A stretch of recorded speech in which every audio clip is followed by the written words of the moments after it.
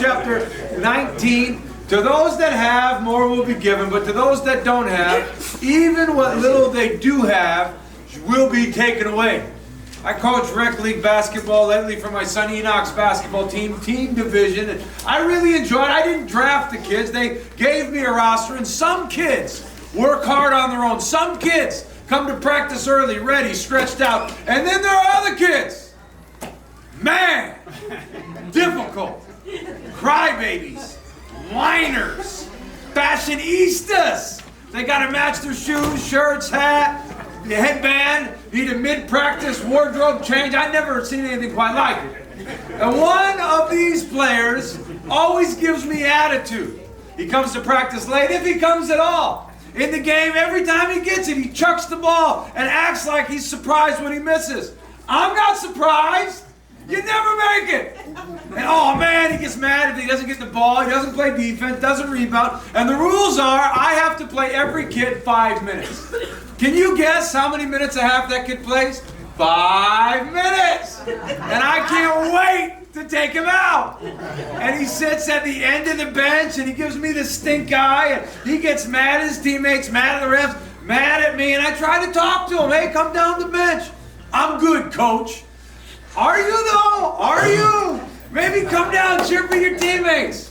And the other day he gets in the game, he had given me attitude, he was already mad. He gets in the game and the ref blows the whistle, calls me over and says, Coach, this kid has given me a bad attitude, he's talking back. I need you to take him out of the game or I'm going to throw him out of the game. And I said, which one? And it was the kid, I knew who it was. And I said, you want me to do what now? Can you take him out of the game? Gladly. Pull him out, put the best player in. Oh man, I love it when I can put the best players in a little longer because the best players get rebounds, the best players score points. When I got the best players in, we're winning the game.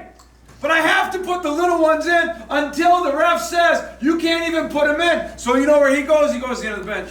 And I say, come closer. Nah, I'm good, coach. Takes his shoes off, takes his jersey off. Oh, come on, man. Pull for your team. When that guy got out of the game, he wasn't going to go back in.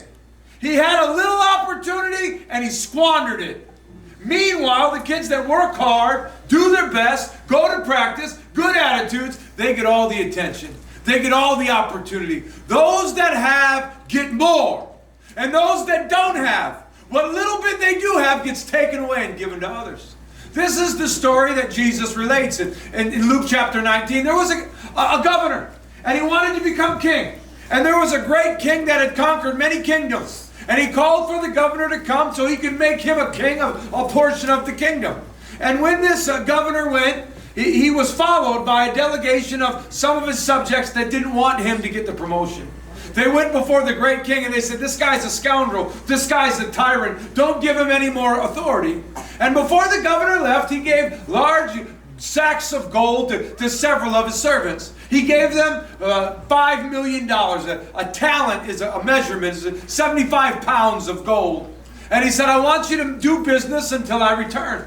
And when he returned, he was a king. He had the crown. And he had taken over that portion of land. And he says to his servants, what did you do with my money?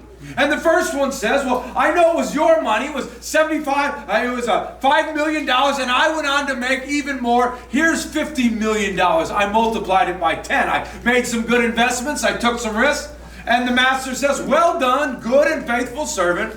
I just received a large portion of land. I'm going to put you in charge of 10 cities. And do another one. Hey, I left you with $5 million. What did you do with it? Well, I invested it and I made you $25 million. You 5 times it? I'm going to put you in charge of 5 of my new cities. And you, sir, what did you do with my gold? Well, I knew you were a hard man. I knew you were an astute man. I knew that you're the kind of guy that expects to get a lot when you don't do a lot. You're the kind of person that wants to reap where you didn't even sow. I got so scared. I dug a hole and I put your money in a napkin and I buried it. I hid it. I didn't lose any.